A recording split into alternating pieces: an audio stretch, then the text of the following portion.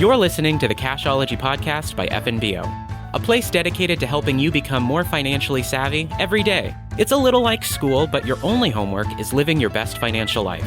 I'm your host, Justin, and class is now in session. Welcome to the Cashology Podcast, where we delve into the personal finance stories that matter. Today, we're joined by the inspiring Elyse Lyons, better known as the queen of the No Spend Month, the one and only Savvy Sagittarius. She joins us to discuss her debt journey and what we can learn and apply to our own journeys. Elyse, welcome. Thanks so much for having me on.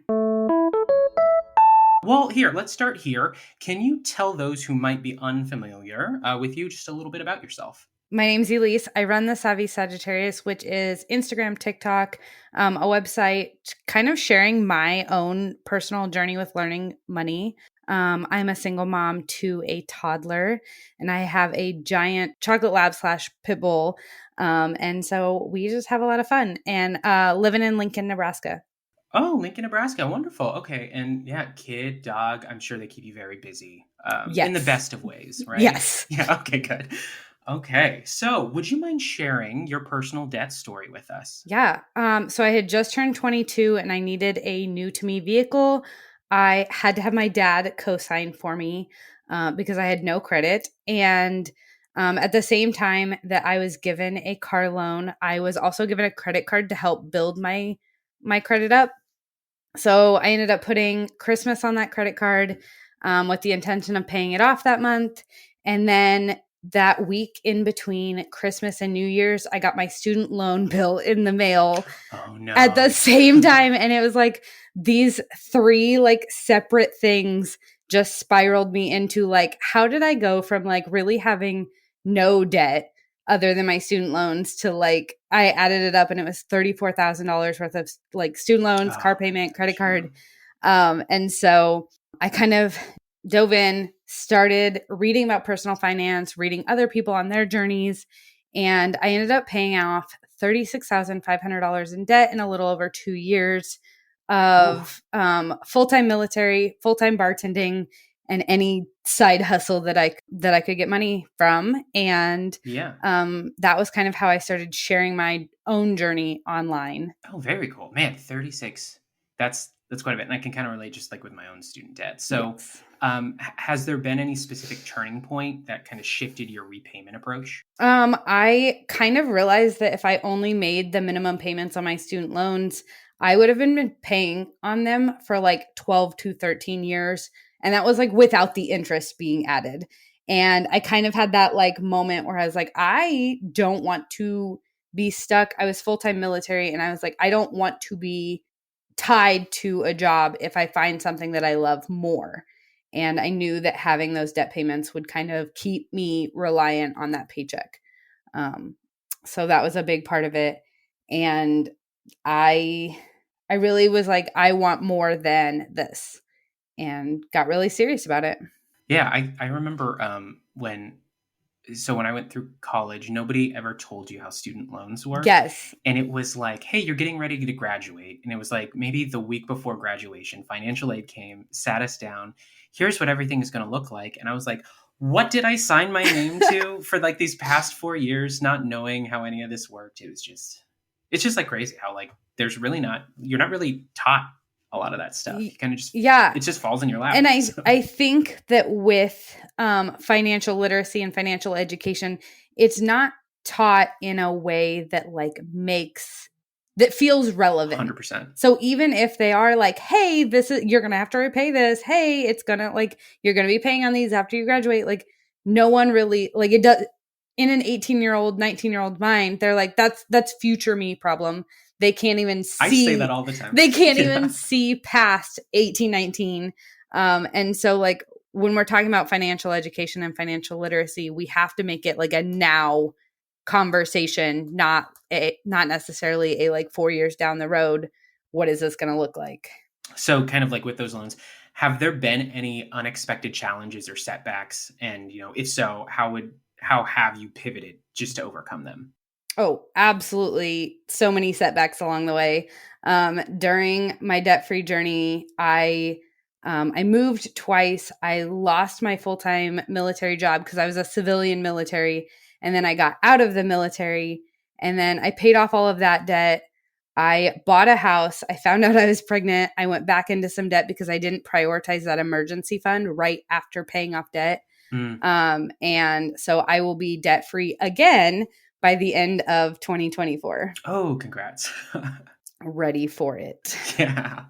So what strategies have you found to be the most impactful, and how can others apply these in their own lives? I think a lot of people think that like being debt free is impossible because they don't even know where to start. Sure. Many people are like maybe throwing extra money towards all of their debts, and it feels like you're not making any progress. I personally really like the debt snowball because it helps you kind of tackle one debt at a time. The debt snowball is essentially like listing out all of your debts from smallest to biggest. And so when you're starting, you put everything towards that smallest debt.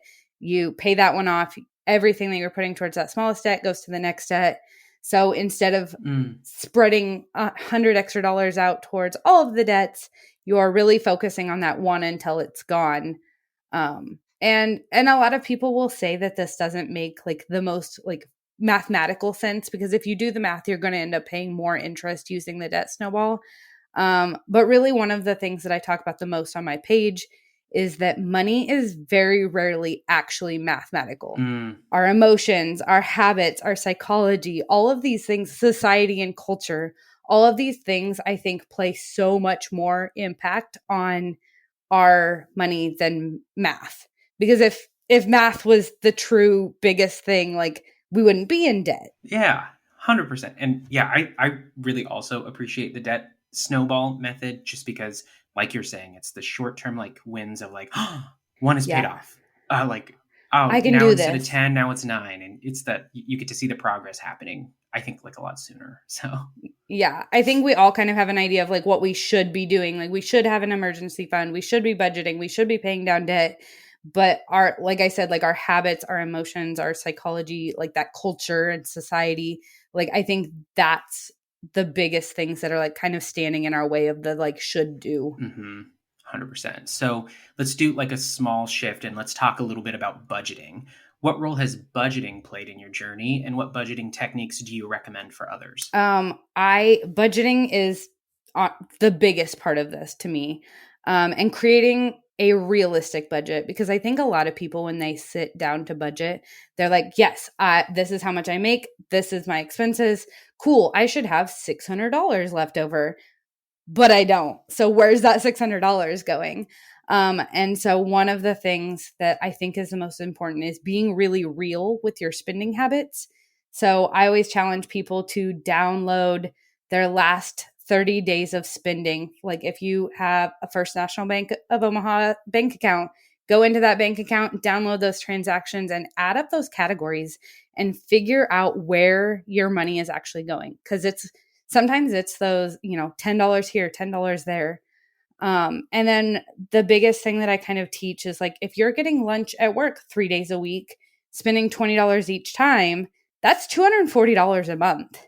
And it might not make you a millionaire overnight, but it could be a really great date night. It could be a little weekend vacation or like staycation. If you add it up all year, it could be an all-inclusive resort. Or you can continue to get lunch if that's better for your mental health, if it's better for your work stress, if you use that as like quality time with your coworkers. The hardest part of personal finance is really like you have to decide which habits you want and then which habits you would rather cut out for some of those bigger things.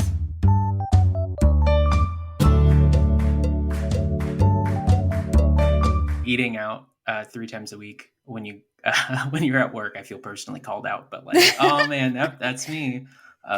So I'm curious, I'll share mine. What is your like most difficult thing to stay like on budget? And so like for me, it's eating out. Like I love food so much. And so new restaurant, somebody social media post of, oh, we got these crazy burritos. Absolutely. I'm like, oh, we're doing that. Like meal prepping is no longer a thing this week.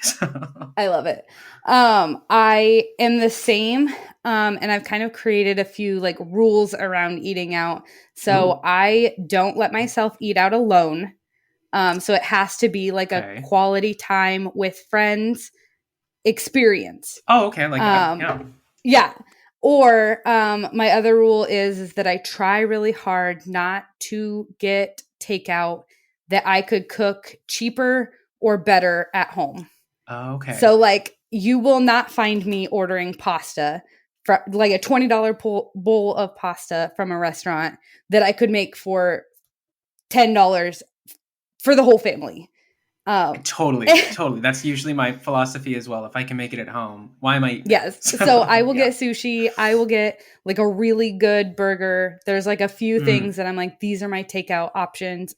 Korean barbecue has been my latest Got takeout it. I guilty love that. pleasure. Yeah, Indian food for us is, if it's, I love Oh it. my God, yes. Okay, so let's kind of like come back to budgeting a little bit. So what are some common misconceptions around debt? I think that there's this like idea that like all debt is bad, or like I only have to pay the minimums and like it's not going to hurt anyone as long as I'm paying the minimum. I think a lot of those like conversations around debt lead to a lot of shame. I think a lot of people who have debt already kind of feel that shame about it, or like I'm the only one. But I think that most people, statistically, most people have debt.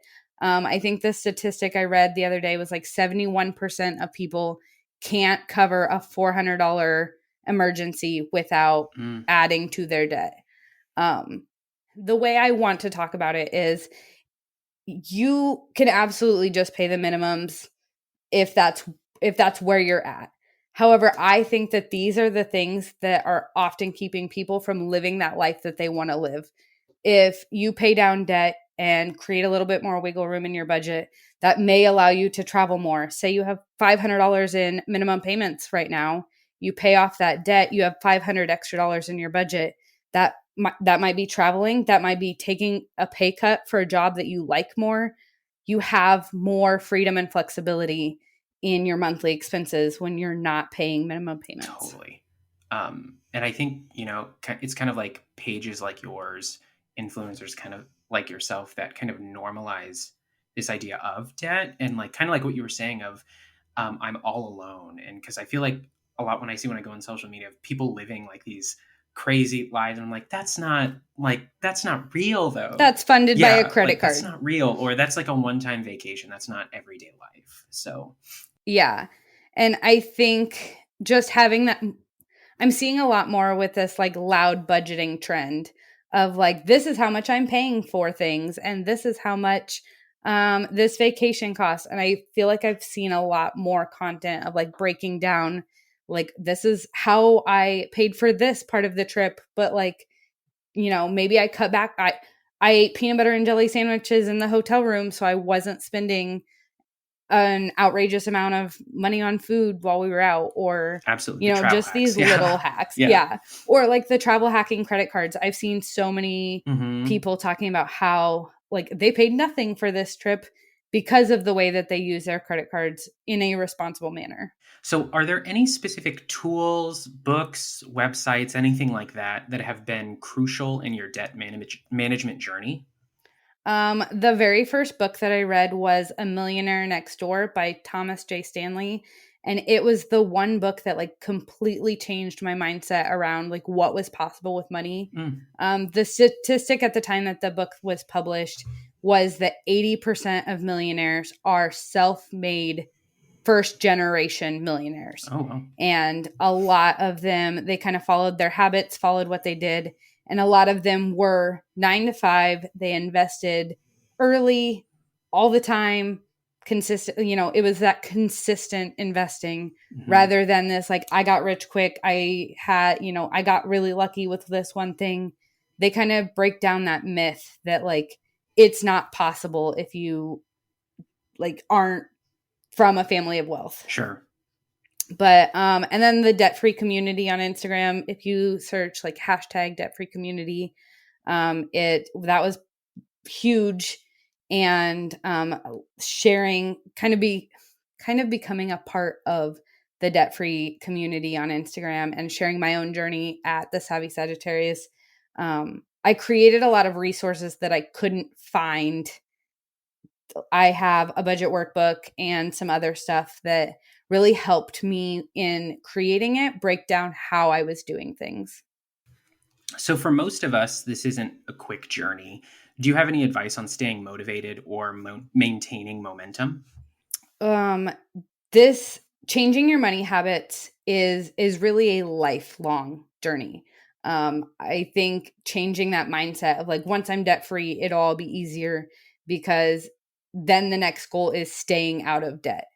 And kind of like I said, like, I got out of debt quick. I paid it all off in 2 years, and then I didn't prioritize that emergency fund, didn't prioritize some other things, and was back in debt. And so I think changing that mindset from like, it's just a quick journey, it's just a sprint, to like, I'm changing my money habits for the foreseeable future, for a lifelong lifestyle change, and finding a lot of joy in little things that don't cost you money along the way. I think that's a huge part. And celebrating milestones, finding friends and community that like are also along this journey. Because when you're alone, it can be really lonely. Yeah. And then just recognizing when you do need to let off the gas a little bit and take care of yourself, finding those free things that bring you joy. So you're not like completely in that burnout stage, and just giving yourself grace along the way. Yeah. Yeah. There's no sense of, I think what you said, and then what you said earlier, is kind of prioritizing your mental health, to be able to stay disciplined and kind of follow along. Yeah. So, everything so far, a lot of this can be a lot to take in. To simplify things for people who are new to this, what would you say are some key takeaways that listeners can implement?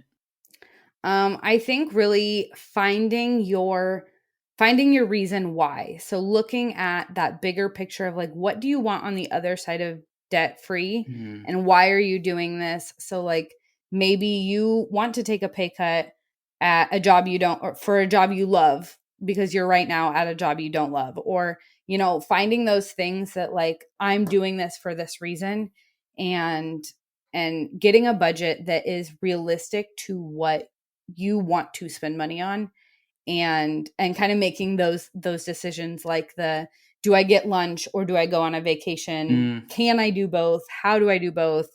Or how do I find that balance of doing, like, maybe I cut back on takeout to one time a week so I can, balance it out in the budget, but figuring out what is the most important to you, I guess, and budgeting for those things. Alrighty, last question. What are some immediate steps listeners can take to start making a positive change in their financial lives as soon as they finish this podcast? Back to that last 30 days of income, go into your FNBO bank account, download your transactions, categorize them by what you spent that money on, add them up, and really like figure out where your money went for the last 30 days. And I think that can set you up for creating a realistic budget, figuring out what you want to spend money on. Well, thank you so much, Elyse, for spending some time with us and telling us about your journey. Before we get out of here, do you have anything you'd like to tell the audience about? Any upcoming projects, where they can find you online? I share all of my own money journey at the Savvy Sagittarius on TikTok and Instagram. I just released a course called How to Actually Stick to Your Budget, and it kind of dives into the psychology of money more so, kind of those habits and systems and different things.